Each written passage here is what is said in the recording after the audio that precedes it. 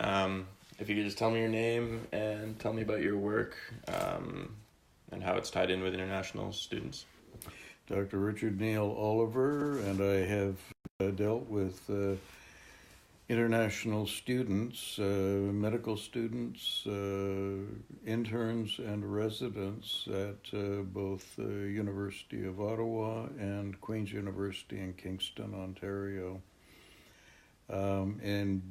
In all of those cases, it was either lectures on appropriate psychiatric materials, either general psychiatry, child psychiatry, and or forensic and correctional psychiatry. And these people were on their way to the next qualification, whether it was to get the medical degree or a residency in psychiatry, the fellowship of the Royal College of Physicians and Surgeons. Okay. In your experience with these students, what was the key motivations for them to study abroad for post-secondary education rather than staying in their domestic country? I think for most of them, it was an issue of wanting to settle down in a different country. Some were here as students and wanted to stay on. There were some international students who were sent, for instance, from Saudi Arabia by their governments. So that I would think that the majority of them were motivated by wanting to have a Canadian recognized qualification to practice either in Canada or in their home country. Okay. Do you feel that the students that studied internationally get more value for their education? It would be difficult. Some of the foreign medical graduates that I was involved with probably did not have a level of education which would have been consistent with Canadian standards.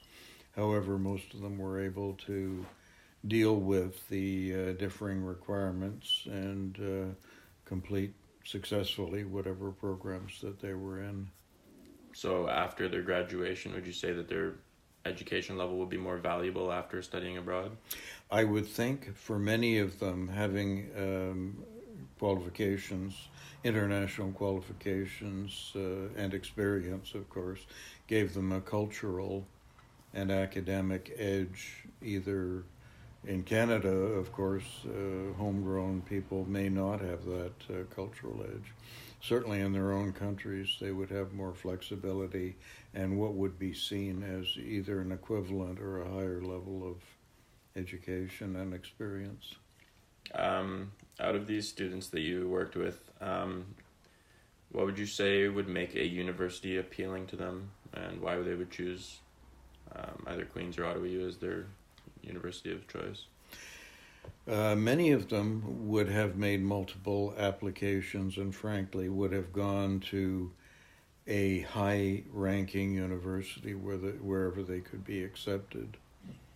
So I think the ability to get into a program was important to them.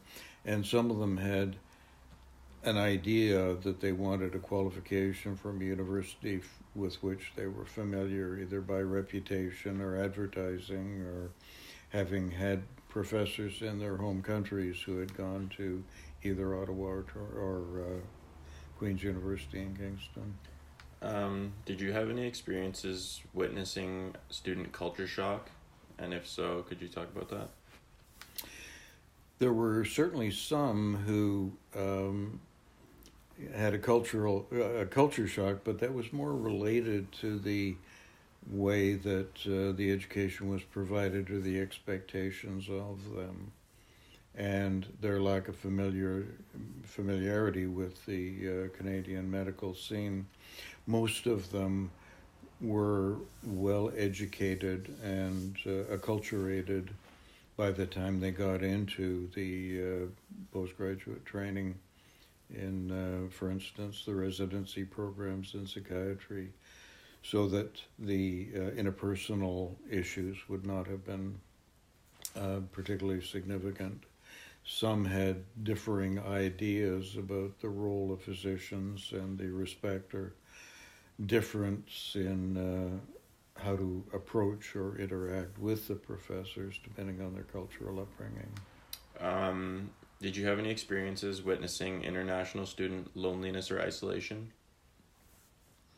I think most of them tended to have enough of their culture in the area or in the community that was not an issue. And certainly the ones who had family or relatives in the area had a support system, and many of them were married or had families and therefore had the support of their families. But there were certainly a few loners that I can remember who had a more difficult time. Okay. Other than culture shock and isolation, did you see any other issues that the international students faced? And if so, what were they? The only one that comes to mind would be the individuals who changed their plans, either who found out that they weren't suitable for the academic direction they'd taken and really didn't quite know what to do at that point. So they didn't have the freedom to select a whole new program, and especially those whose visa depended on maintaining the program that they were in. For others, it would certainly be a matter of pride and family expectation that would have been weighing on their minds. Okay. Do you believe any university could help prevent these issues from arising? And if so, how could they combat them? Yeah, I think there'd be a great place for a kind of mentoring system in which individuals could self-identify or be identified by others for that matter, so that the supervisors could either spend more energy on them or refer them to somebody. The presence of an international center, for instance, at Queen's, is apparently quite helpful, and they have an independent medical team there that can address issues, more general issues other than the academic. Okay. After these students completed their studies and graduated, do you believe they gain a competitive advantage when applying and interviewing for jobs? In Canada, they would certainly be on a level playing field, and all of the residents who I can think who remained in Canada got jobs, not all in academic fields, some in private practice. The ones who went back, and I have bumped into a few in other countries, were probably on a level playing field, but I don't think had any particular advantage. And in the cases that I bumped into were either in private practice or with a university, or in one case with the police service of that country. Okay. If you could tell a prospective student something to be aware of before moving here, what would it be? I would suggest that they take their time, get to know the community and the university, and try not to react or overreact when they're in unfamiliar situations. Okay. And what sort of marketing materials do you believe these students would respond to best?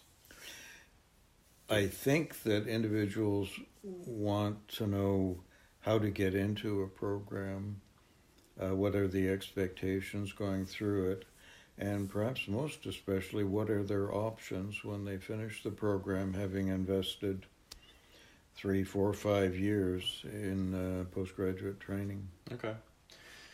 That's everything. Thank you. All right.